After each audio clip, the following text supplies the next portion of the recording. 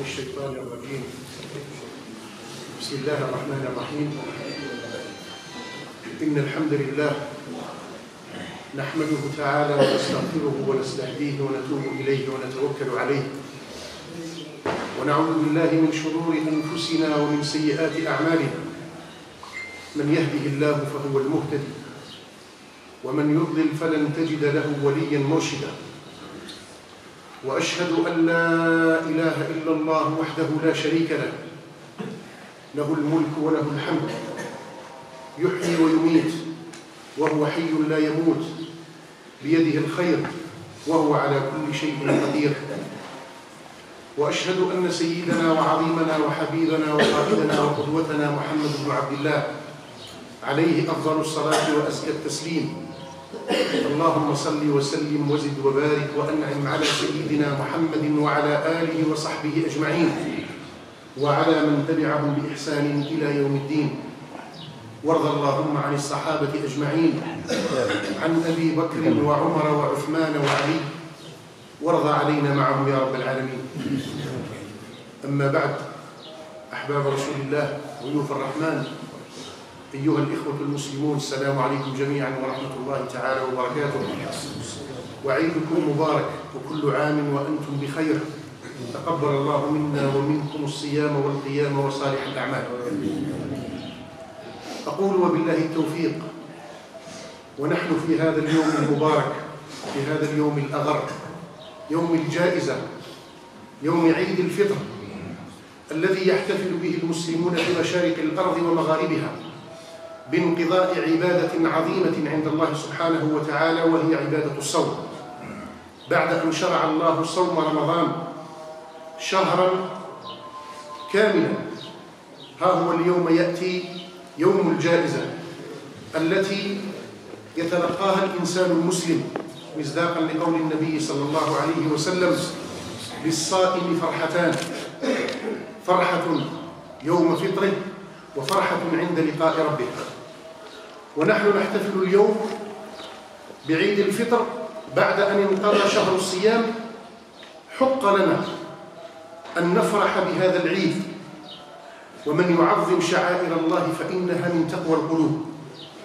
العيد شعيرة من شعائر الله سبحانه وتعالى.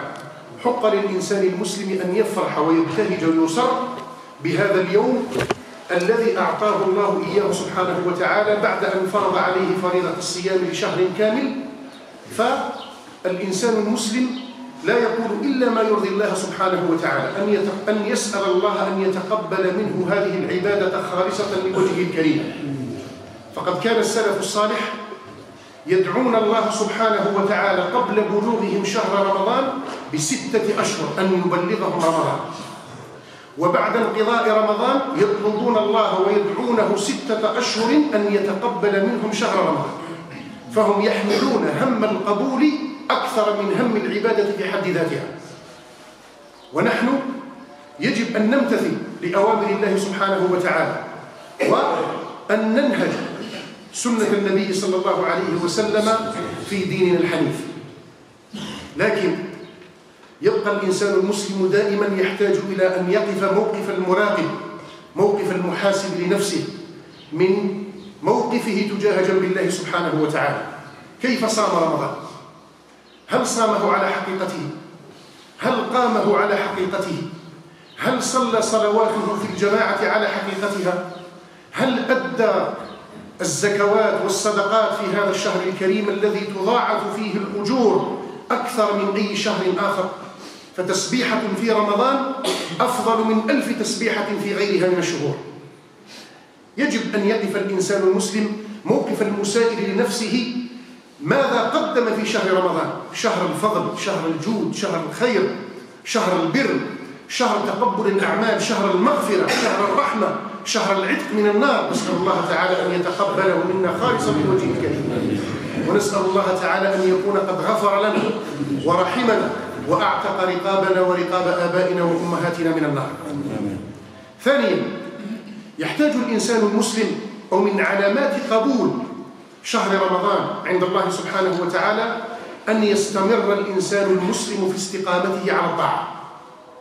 فبعد انقضاء رمضان لا يكون حريا بالمسلم أن ينقلب على عقبيه والعياذ بالله، وإنما يجب عليه أن يستقيم وأن يواصل على الطريقة التي كان يؤدي بها شهر رمضان من صيام نافلة، من صلوات مع الجماعة، من صدقات، من زكوات، من بر، من خير، من سير في قضاء حوائج الناس، من صلة للأرحام وغيرها من أفعال الخير والبر. فيجب على الإنسان أن يواصل وأن يستمر في فعل الخير بعد انقضاء رمضان، لأن رمضان شهر كباقي الشهور. حقيقة فضله الله تعالى على باقي شهور العام بأن أنزل فيه القرآن، بأن أجوره مرتفعة عن باقي الشهور الأخرى، لكنه في النهاية شهر من الشهور. فمن كان يعبد رمضان فإن رمضان قد انقضى، ومن كان يعبد الله فإن الله حي لا يموت. أو كما قال أبو بكر الصديق رضي الله عنه عندما توفي النبي صلى الله عليه وسلم. كي مات النبي صلى الله عليه وسلم، عمر بن الخطاب قال لهم اللي يقول الرسول مات نحلوا راسه، ما قبلهاش النبي صلى الله عليه وسلم يموت. فوقف أبو بكر الصديق وخطب في الناس: أيها الناس، من كان يعبد محمدا فإن محمدا قد مات حقيقة، ومن كان يعبد الله فإن الله حي لا يموت. هكذا احنا من كان يعبد رمضان فإن رمضان قد انقضى بخيره ببره بصلواته بكل شيء، ومن كان يعبد الله فإن الله حي لا يموت. نسأل الله تعالى أن يتقبل منا رمضان خالصا لوجهه الكريم كما كان يفعل سلفنا الصالح. قضية أخرى في يوم العيد، يوم الجائزة، أن يتقبل أو يتلقى الإنسان المسلم جائزته من الله سبحانه وتعالى بعد هذا الشهر من الصيام والقيام وقراءة القرآن. يعطيه الله سبحانه وتعالى جائزته التي عمل من أجلها شهرا كاملا، هو شهر رمضان. نسأل الله تعالى أن نتلقى جوائزنا في هذا اليوم الأغر كاملة غير منقوصة. في هذا اليوم نحتاج إلى صلة الأرحام، وما أعظمها من عبادة. فالنبي صلى الله عليه وسلم، صلوا على رسول الله، عندما يتحدث عن صلة الأرحام يقول: فإن انقطاعها لا هو الحالق، لا أقول تحلق الشعر وإنما تحلق الدين. ونحن في هذا الزمن نسأل الله تعالى العافية، أصبحت صلة الأرحام مبتورة منقطعة إلا ما رحم ربي. واحد ما يحكيش مع باباه، واحد ما يتلاقاش مع عمه، واحد ما يهضرش مع أخوه، واحد ما يتلاقاش مع ابن عمه، على أمور الدنيا الفانية الزائلة. هاو رمضان، أو كما يقول السلف: سوق عامرة وانفضت، ربح من ربح وخسر من خسر. رمضان هذا كما السوق يعمر، الناس تتاجر فيه، كاين اللي يربح وكاين اللي يخسر والعياذ بالله. نسأل الله تعالى أن نكون فيه من الفائزين من الرابحين. صلة الأرحام قلت من أجل العبادات في هذا اليوم. صحيح أننا نتفقد المقابر ونتفقد منهم أحمد ونصر، نتفقد أمواتنا مصداقا لقول النبي صلى الله عليه وسلم: كنت قد نهيتكم عن زيارة القبور ألا فزوروها فإنها تذكركم بالآخرة. مليح أن الإنسان يزور الأموات يترحم عليهم، لكن الأحياء أولى بالزيارة. ما نقلبوش الأهل. واحد ما يهدرش هو وبويه ويجي نهار العيد ويفوت كما كان الأيام الأخرى. واحد ما يتلاقاش هو وابن عمه ويجي العيد ويروح كما كان العيد، خاصة في هذا الزمن الذي طغت فيه الماديات على الروحيات والمعنويات. ولا التليفون هذا، بكري كانت الناس تسافر من جهة لجهة باه تغافر مع بعضها. اليوم التليفون يخسر عليه ميساج صحة عيدك ويفوتها. أين تكافل المسلمين فيما بينهم؟ أين تآزرهم فيما بينهم؟ أين لقاءاتهم التي يباهي بها الله سبحانه وتعالى ملائكته في السماء؟ سادتنا العلماء يقول لك: لا حظ للشيطان في موضعين، زوج بلايص ما يدورش فيهم إبليس. وينهم؟ عندما يرفع الأذان وعند اجتماع الإخوان. احنا كما رانا هكذا الشيطان ما عنده حظ معنا. لماذا؟ لأننا في بيت من بيوت الله نتذاكره فيما بيننا، يبشركم النبي صلى الله عليه وسلم بقوله: ما اجتمع قوم في بيت من بيوت الله يتلون كتابه ويتدارسونه فيما بينهم إلا حفتهم الملائكة وغشيتهم الرحمة وذكرهم الله في من عنده. وفي هذا اليوم الأغر نحتاج إلى هذه اللقاءات، نحتاج إلى التذاكر مصداقا لقول الله سبحانه وتعالى: وذكر فإن الذكرى تنفع المؤمنين. نتذاكر فيما بيننا في أعمال الخير وأعمال البر وأعمال سبل الخير كلها، لأن الإنسان المسلم كالغيث أينما وقع نفع. الإنسان المسلم كما النوم، وين صبت تنفع. فنحتاج أن نتذاكر فيما بيننا في شؤون ديننا ودنيانا وأخرانا. والعيد محطة من محطات المحاسبة، أن الإنسان يوقف مع نفسه هذا الموقف ويتساءل من موقفه تجاه الله سبحانه وتعالى. يجب أن نحسن علاقتنا بالله سبحانه وتعالى، وأن نكون عند حسن الله أو عند حسن ظن الله بنا. أن الإنسان يحسن الظن بالله سبحانه وتعالى، أنه يسأل أنه يتقبل منه رمضان، يتقبل منه قراءة القرآن، يتقبل منه الصدقات التي قدمها في رمضان، لأن صدقة في رمضان تعدل آلاف الأجور من الصدقات في غيرها من الشهور، لأن الله تعالى ميز هذا الشهر عن باقي الشهور الأخرى بهذا الفضل وبهذا الخير وبهذا البر. والله يختار من الأزمنة ومن الأمكنة ما يشاء، يخير الله سبحانه وتعالى بين الأزمنة، فاختار رمضان على باقي الشهور، واختار مجموعة من الأماكن على باقي الأماكن الأخرى في الكرة الأرضية. فهذا الشهر شهر حصاد، حصاد للخير، حصاد للأجر، حصاد للبر، حصاد لأعمال الخير كلها. فالإنسان في هذا اليوم، في هذا العيد، يحتاج أن يقف من نفسه موقفا، وهو أنه راحل زائل عن هذه الدنيا. كما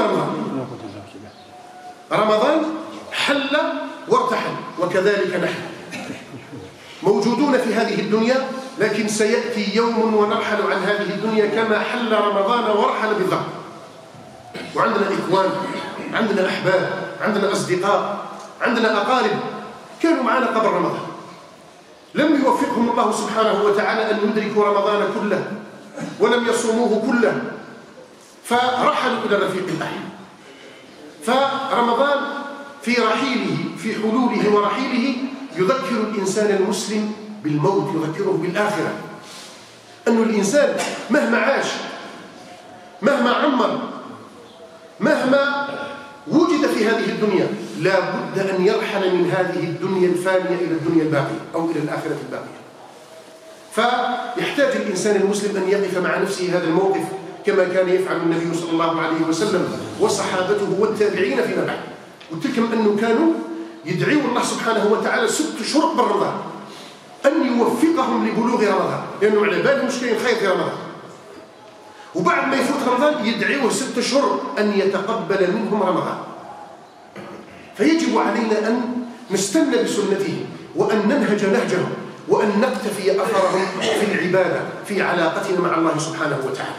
تبقى المساجد عامرة بعد رمضان. إذا كنت تقرأ القرآن في رمضان، اجعل لنفسك وردا بعد رمضان تقف فيه موقفا مع كتاب الله سبحانه وتعالى. كنت تقرأ حزب، كنت تقرأ زوج في رمضان، كنت تختم القرآن الكريم في رمضان ختمة زوج 3 حتى 10. تم كذلك في شوال وغير شوال. كنت تصدق في رمضان، تم تصدق في بعد رمضان. كنت تزور الأقارب وتصل الأرحام، دير هذا كذلك بعد رمضان. لأن من كان يعبد رمضان فإن رمضان قد مات، ومن كان يعبد الله فإن الله حي لا يموت. ومن علامات ودلائل القبول أن يستمر الإنسان على الطاعة، ما ينقطعش، لأن الإنسان عمره أياما معدودات كما رمضان. الله سبحانه وتعالى في سورة البقرة عندما يحكي لها آيات الصيام يقول لك شهر أياما معدودات، وهذا صمناه وهذا راح. شكون اللي يربح فيه وشكون اللي يخسر؟ نسأل الله تعالى القبول، ونسأل الله تعالى أن يجازينا خير الجزاء. ولو ما ننساش كذلك بالما نختم أن رمضان مرتبط كذلك بالدعاء، أن نحافظ على الدعاء، وهي الصلة الواصلة بين الإنسان المسلم وربه. العلاقة اللي بينه وبين الله سبحانه وتعالى هي في الصلوات وفي الدعاء. حافظ على الدعاء دائما وأبدا في كل زمان وفي كل مكان، لا تنقطع عنه. فإن الله سبحانه وتعالى يحب المسلم الملحاء يلح على الله سبحانه وتعالى بالدعاء، لأنه وعدك بالإجابة. وإذا سألك عبادي عني فإني قريب أجيب دعوة الداعي إذا دعان. الله سبحانه وتعالى قريب. الصحابي جاء النبي صلى الله عليه وسلم مش قال له يا محمد أربك قريب فنناديه أم بعيد فنناجيه؟ قال له ربي هذا قريب ولا بعيد؟ نعيط له ولا نهضر معاه؟ غير شوي. جاءت الآية وإذا سألك عبادي عني فإني قريب. وش دير؟ أجيب دعوة الداعي إذا دعان. شرط فليستجيبوا لي وليؤمنوا بي لعلهم يرشدون.